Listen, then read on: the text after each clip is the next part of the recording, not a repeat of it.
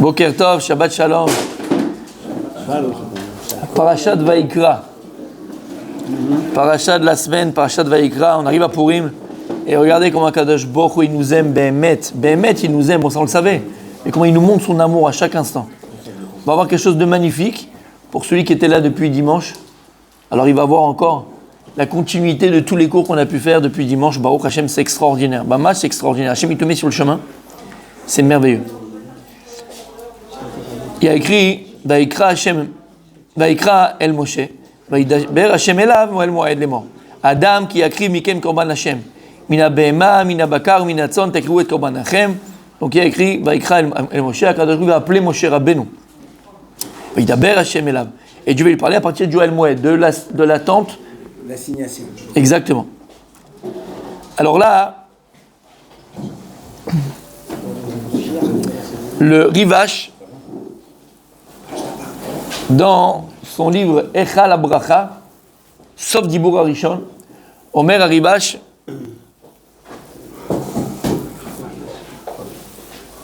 c'est qui le Ribash? Omer Abal Shem Tov. Omer Abal Shem Tov, quelque chose d'extraordinaire. C'est pas le Gran? Rabbi Israël Baal Shem Tov. Omer Abal Shem Tov sur la paracha de cette semaine. Vayikra. Une phrase qui au départ personne ne comprend. Personne ne comprend. Et il dit une phrase extraordinaire. Et il dit Shekol Arefuot, la Madetim Ipasuk Vayikra El Moshe. Toutes les guérisons, je les ai appris de ce pasouk-là. Vayikra El Moshe. Vayidaber Elav Hashem. Vayikra El Moshe. Toutes les guérisons du monde. Et ça veut dire quoi? Ça veut dire quoi? Simplement. Toutes les guérisons, guérir, mal au nez, mal à la tête, mal aux pieds, mal au foie, mal au truc, j'ai la rate, qui dilate, d'accord?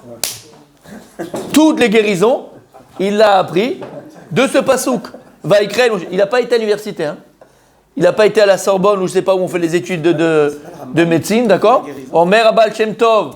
Toutes les guérisons, je les ai appris de Vayikra El Moshe.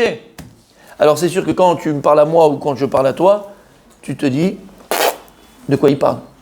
Toi tu fais Vayikra El Moshe, t'as vu des guérisons dans Vayikra El Moshe toi? Est-ce que tu as vu les guérisons?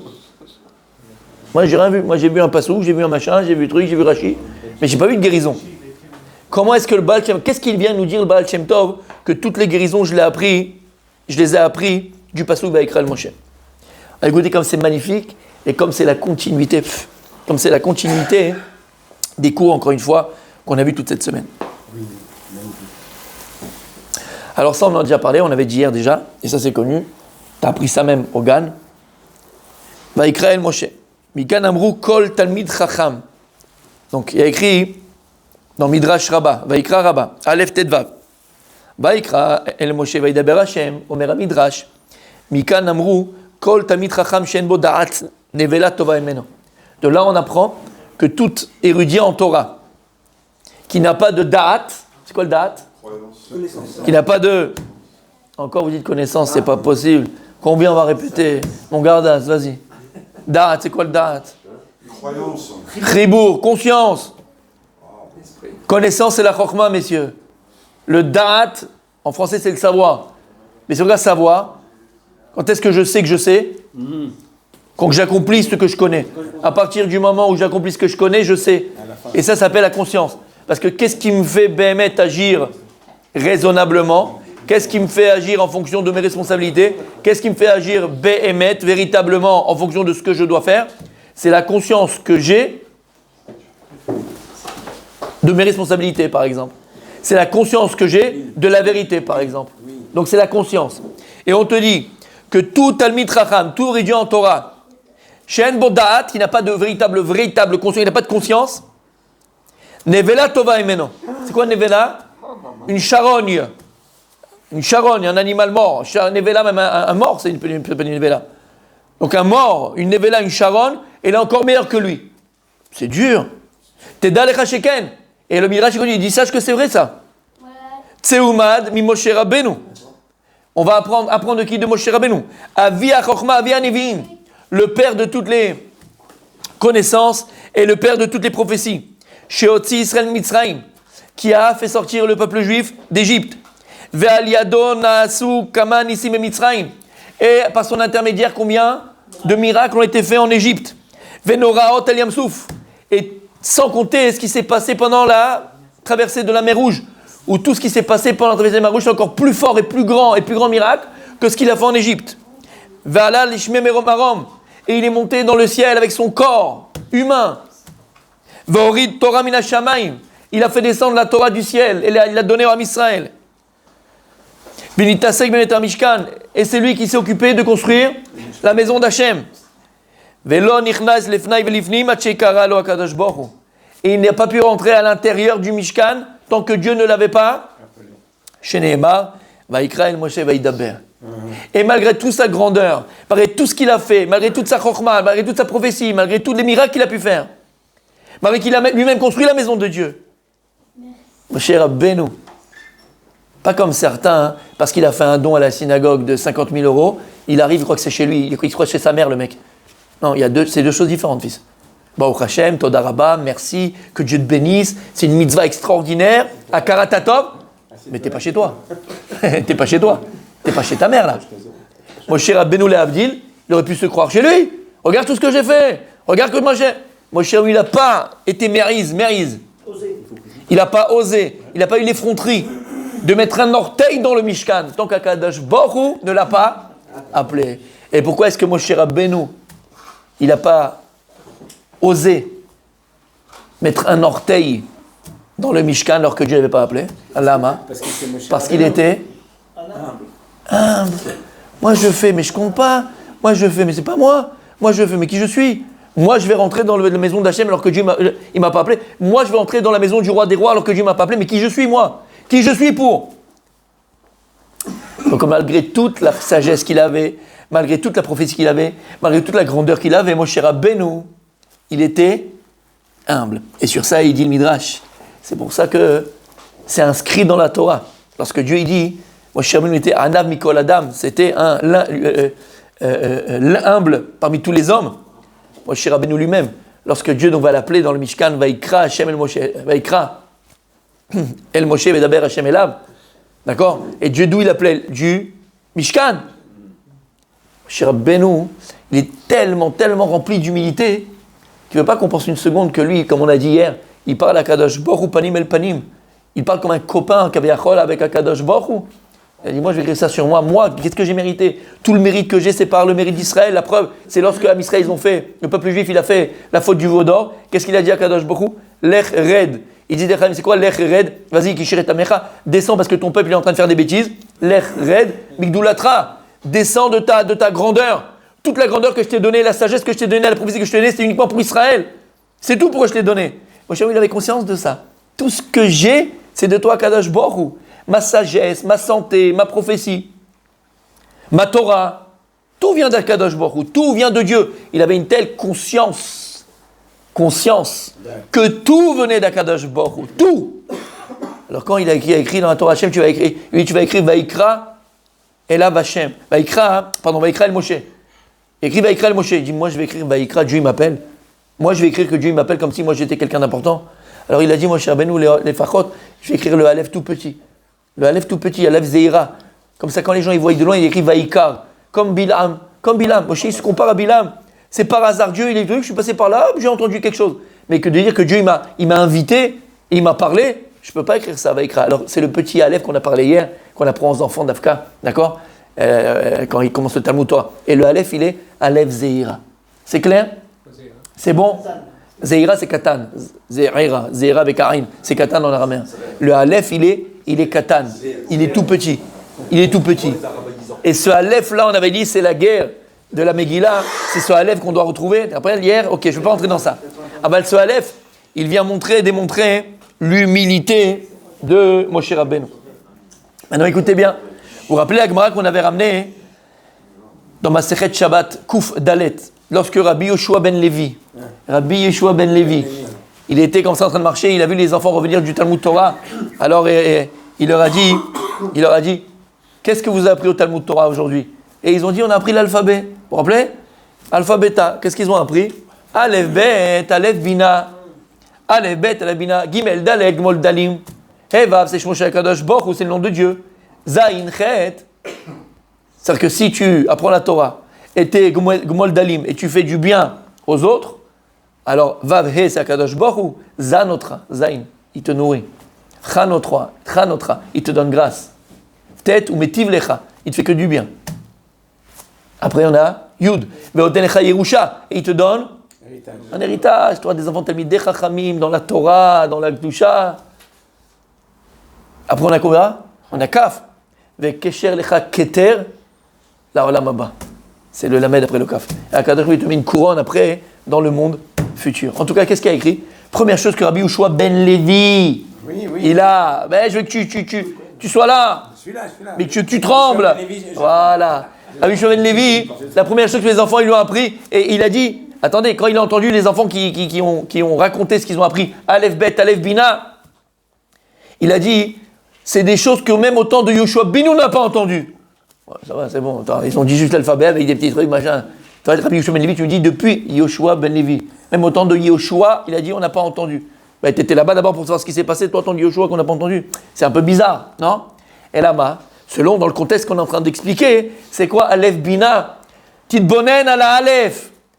Le début de tout. Tu veux rentrer dans la Torah, Aleph Bina, Titbonen à la Aleph. Et c'est Aleph. Réfléchis, pense, inspire-toi du Aleph. Quel Aleph? Le Aleph de Vaïkra. Si tu veux prétendre à la Torah, si tu veux prétendre au roi HaKodesh, tu veux qu'Akadosh Baruch Hu te parle, tu veux qu'Akadosh Baruch Hu te guide, tu veux qu'Akadosh Baruch Hu Bémet il te parle dans ta vie, quand tu as des choix à faire, quand tu lui demandes, Hachem, qu'est-ce que je dois faire? Hachem, guide-moi. Hachem, fais ça. Akadosh Baruch Hu. Tu veux qu'Hachem? Alors Akadosh Baruch Hu, il ne peut pas parler. Il ne peut pas parler. Pas qu'il ne peut pas, c'est qu'il ne veut pas. Il ne désire pas. Et donc il ne peut pas, entre guillemets, parler à quelqu'un qui est orgueilleux. Il ne peut pas, Akadosh Baruch Hu. Parce que l'orgueilleux, il n'a pas besoin de Dieu. Mais quelqu'un qui est humble, quelqu'un qui a l'humilité, quelqu'un qui sait béhémettre que tout ce qui lui arrive et tout ce qu'il a, ça vient de toi, Kadosh Baruch Hu. Et même les choses positives que tu as, ta richesse, ton intelligence, ta force, tout, c'est Kadosh Baruch Hu qui me donne à la seconde. Je n'ai rien de moi-même. Cette humilité-là, petite bonne à la Aleph. Comment une personne, béhémettre, elle peut avoir cette humilité? Aleph Bina, le début de tout mon tzaddik, petite bonne à la Aleph. Réfléchis, inspire-toi du Aleph. Quel Aleph? Le tout petit Aleph du Vaïkra. C'est clair? C'est bon jusque-là? On a fait l'introduction. On termine pour là maintenant. On va répondre à la question du Baal Shem Tov, messieurs. Comment est-ce que le Baal Shem Tov vient? Comment le Baal Shem Tov vient dit de Vaïkra? De ce passouk, j'ai toutes les. Vaïkra El Moshe. Il dit de ce passouk-là, j'ai appris toutes les guérisons du monde. Kol Refuot. Attends, c'est bon, c'est bizarre quand même. D'accord? Si on a compris ce qu'on a dit en introduction, maintenant écoutez bien. Alors on avait déjà ramené ça à un cours qu'on avait fait, Baruch Hashem, c'était magnifique, merveilleux. On va le redire. L'homme, quand il a été créé, pardon, il est fait d'Orba et Sodot. L'homme, il est fait de 4 éléments qui sont la terre, l'eau, le feu et l'air. D'accord? Exactement. L'homme, il est fait des 4 éléments. Lorsqu'Akadosh Baruch Hu dit à Pinchas, après le Maaseh Gvura qu'il va faire, le Maaseh de Nekama, l'acte de vengeance qu'il va faire pour Dieu, il y a écrit Et Beriti Shalom. Je vais lui donner Et Beriti Shalom, mon alliance qui est appelée Shalom. Et qui c'est Pinchas? Pinchas ou Eliaou? Pinchas ou Eliaou? Pinchas c'est Eliaou Hanavi qui va être Highlander, l'Avdil. Éternel. Éternel. Il devient éternel. C'est-à-dire qu'il va monter vivant dans le ciel et il descend, il monte, il descend, il monte. Ça veut dire qu'il est humain et éternel. Eliaou Hanavi, il est humain, ange aussi, un peu céleste, mais d'abord humain, puisqu'il est monté avec son corps, et éternel. Mais Habibi, comment est-ce que c'est possible qu'un être humain devient éternel? Par définition, l'homme, il est fait de chair et de sang. Il est fait de la matière, et la matière, c'est le temps. Et le temps, il a un début, il a une fin. Donc l'homme est voué à mourir. C'est écrit dans la Torah. Comment est-ce qu'un être humain fait de chair et de sang peut devenir éternel? Chachamim masbirim quelque chose de magnifique. L'homme est fait de Arba Yesodot. L'homme, il est fait de ces 4 éléments. La terre, on a dit, donc l'eau, le feu et l'air.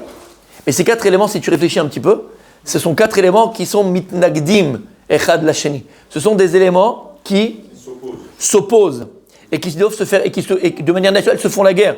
Par exemple, l'eau et le feu. On le sait très bien.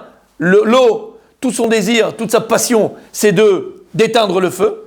Et le feu, au contraire, c'est de mitgaber, c'est de surmonter, de dépasser, de conquérir l'eau, et donc l'évaporer ou l'enlever. Et ce sont deux éléments complètement effechim. Pareil, que ce soit la terre et l'air, ou l'air et le feu, ainsi de suite. Par exemple, la terre et l'air. L'air, il est là pour disperser la terre. Et la terre est là pour boucher l'air. Et ainsi de suite. Chaque élément, bifne atzmo, en lui-même, mitgaber. Comment on dit mitgaber ? Surmonte l'élément contraire. Et c'est comme ça que Dieu il a créé le monde. Et d'ailleurs, ces 4 éléments correspondent aussi aux malachim. Chaque malach, d'accord, il est fait de cet élément-là. Par exemple, Michael, Sar Israël, c'est le malach du chesed, mais donc du maïm, de l'eau. Et on a malach Gabriel, par exemple, qui est le malach de la gvoura, du din, de la justice, de la guerre. Et lui, c'est le feu. Et de manière très naturelle, le feu et l'eau se disputent. Ils se disputent. L'un veut annuler l'autre. L'un veut annihiler l'autre. Et qu'est-ce qu'il dit à Kadosh Baruch Hu ? Oseh shalom bimromav. On le dit à la fin de la Hamida. Dieu qui fait la paix dans les cieux. Oseh shalom, oui, Oseh shalom alenu. Alors il fera aussi la paix en bas pour nous. Al-Kol Amo Israël, pour tout le peuple d'Israël. Quel pays il y a là-haut ? Bah oui. Malach Michael, Malach Gabriel, ils sont complètement opposés. Normalement, ils doivent se battre. Mais ils ne se battent pas. Bien au contraire, ils se comment on dit les coudes là ? Ils se serrent les coudes, ils se soutiennent, ils travaillent ensemble. Lama, parce qu'ils ont un machal meshutaf. Je ne sais pas pourquoi je parle hébreu ce matin. J'arrive pas à trouver les mots français. Ils ont un machal meshutaf. Ils ont un dénominateur commun. C'est quoi le dénominateur commun entre Michael, Sar Israël et Gabriel ? C'est quoi ? Retzon Hashem. Retzon Hashem. Et donc Avat Hashem. Retzon Hashem. La volonté de Dieu. Donc qu'est-ce qu'ils font ? Ils s'unissent. Alors il explique comme ça. Hein. L'homme c'est pareil. L'homme il est fait de Arba Yesodot, on a ces 4 éléments-là et qui s'opposent. Pour que l'homme soit en bonne santé,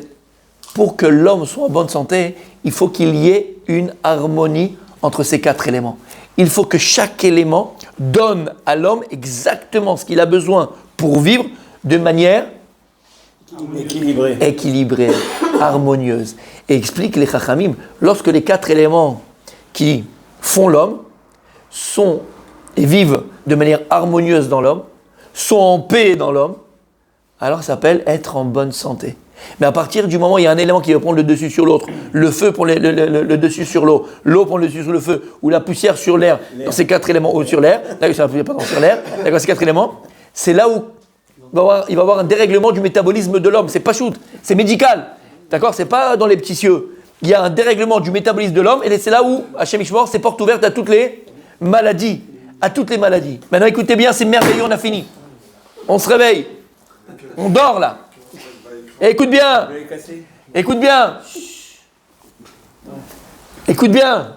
Comment est-ce que toi, au niveau psychologique, c'est ça que vous savez, les médecins, on a des médecins ici, bon, dans les Gilgoul antérieurs, ok ? Ils disent des médecins que la majorité des maladies à Hachem Ishmor, c'est d'abord par un choc psychologique. D'accord ? Mamash, Bémet. Ok. Donc ici, qu'est-ce qu'on vient dire ? On a un médecin. D'accord ? Donc ici, qu'est-ce qu'on dit ? Écoute bien. Lorsqu'au niveau psychologique de l'homme, au niveau des midotes de l'homme, la personne, dans son vécu mamash, dans sa réalité, c'est quelqu'un d'humble, c'est quelqu'un qui a l'humilité, c'est quelqu'un qui s'inspire de quoi ? Vaïkra. Il apprend du Aleph Zeira. Et à qui tu penses ? À Moshe Rabbeinu. L'homme qui était le plus riche, l'homme qui était le plus intelligent, l'homme qui était le plus fort, l'homme comme ça c'est témoigné dans la Torah, l'homme qui avait tout dans Pirkei Avot, l'homme qui avait tout pour lui. Et malgré tout, Anav Mikol Adam. Quand tu vas t'inspirer de l'humilité de Moshe Rabbeinu, et toi-même, tu vas vivre en étant quelqu'un d'humble, quelqu'un qui a l'humilité, automatiquement, écoute bien, cet aspect psychologique, ces midot tovot, cette midat tova que tu as en toi, qui s'appelle l'humilité, forcément, elle va être intégrée non seulement dans ton esprit, mais aussi dans tes cellules. Écoute ce qu'on te dit, dans tes Arba Yesodot. Et si tu es quelqu'un qui est humble, alors qu'est-ce qui va se passer avec l'Arba Yesodot ? Il n'y a pas un qui va vouloir être au-dessus de l'autre, parce que tu es l'humilité. Et donc chacun va trouver sa place, comme Michael et Gabriel qui font la paix entre eux, et ils sont remplis d'humilité vis-à-vis de Dieu, par rapport à Dieu, par rapport à Retzon Hashem. Alors pareil, tes Arba Yesodot, ils vont être chacun à leur place. Personne ne va vouloir faire la guerre à l'autre. Personne ne va vouloir prendre le dessus sur l'autre. Par contre, dis-moi, si tu es quelqu'un d'orgueilleux, Si t'es quelqu'un qui veut sa place à la synagogue, si t'es quelqu'un qu'on parle pas comme ça à moi, si t'es quelqu'un qui écrase les autres pour toi exister, si t'es quelqu'un d'orgueilleux, automatiquement, ça va se répertorier dans tes cellules, et donc dans ta Arba Yesodot, et donc dans ton essence même. Et donc ces Arba Yesodot, ils seront ce que tu es. Et donc si tu es orgueilleux, eh ben chacune d'elles, elle va vouloir être plus prépondérante que l'autre. Non, je veux pas. Non, je veux l'eau, le feu. Ils vont se faire la guerre. Et qu'est-ce qu'on a dit? À partir du moment où il n'y a plus une harmonie, il n'y a plus le shalom, il n'y a plus cette adéquation entre tous les Arba Yesodot, c'est la porte ouverte à quoi? À toutes les maladies. C'est pour ça, voilà, exact, parce que c'est l'orgueil. Alors Tarba Yesodot, tu les abîmes. Tu influes sur eux l'orgueil. Donc eux-mêmes, ils vont vouloir être un au-dessus de l'autre. C'est pour ça qu'il vient, il dit le Baal Shem Tov. Toutes les refouot, toutes les guérisons, je les ai appris de ce pasouk Vaïkra El Moshe. D'où t'as appris? Vaïkra, le petit Aleph. Ce petit Aleph-là, j'ai compris. Si je veux être en bonne santé et que mes cellules, entre guillemets, et que l'Arba Yesodot, eux-mêmes, qui sont mon essence, eh ben, vivre en harmonie, vivre en paix, et que chacune cherche le bien de l'autre, eh bien, il va falloir que je travaille mes midot. Quelle mida? L'humilité. Parce que c'est en ça que je vais influencer le plus profond de mon essence, les Arba Yesodot, et donc je serai toujours en bonne santé. Shamata. Et qu'est-ce qu'on a dit à Purim? C'est ça la grandeur de Esther. Quand il y a eu un problème au niveau du klal, parce que vous savez qu'il y a l'homme individuel, et puis il y a l'homme qui s'appelle Am Israël. Et tout ce qui existe au niveau micro, ça existe au niveau macro. Et si au niveau micro, c'est exactement comme ça que ça se passe, c'est-à-dire que par l'humilité, on arrive au shalom, alors c'est pareil exactement. Et donc la Hanava, on avait dit, au shalom, et en vérité à quoi? Tu arrives à la Géoula, tu arrives au shalom, tu arrives à la délivrance, tu arrives à toutes les bonnes choses. Alors par au niveau du clan, au niveau macro, au niveau du Ham Israël qui appelé Adam, quand est-ce que ça a déconnecté? Par l'orgueil. C'est qu'il était Aman, Amalek Ram. On avait expliqué pendant ces jours-là. Amalek, il avait l'orgueil. Amalek, il a combattu Ham Israël par l'orgueil. Et c'est ce qui s'est passé quand ils sont partis au Michté. Toi, Mordechai, tu nous apprends quelque chose? Toi, Mordechai, tu vas nous dire quoi faire, pas faire, on va au Michté, pas au Michté, non, n'y allez pas, mais pour qui tu te prends? On sait ce qu'on doit faire. Regarde les barbes qu'on a, regarde les chapeaux qu'on a. Toi, tu vas nous apprendre. Toi, tu vas apprendre.